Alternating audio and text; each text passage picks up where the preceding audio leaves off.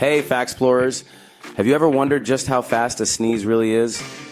Brace yourself. It can actually travel up to 100 miles per hour. Think of that. That's faster than the average speed limit on a highway. And it doesn't stop there. A sneeze can release up to 100,000 droplets into the air, each filled with particles that can spread up to 6 feet away. So next time you feel a sneeze coming on, make sure to cover up.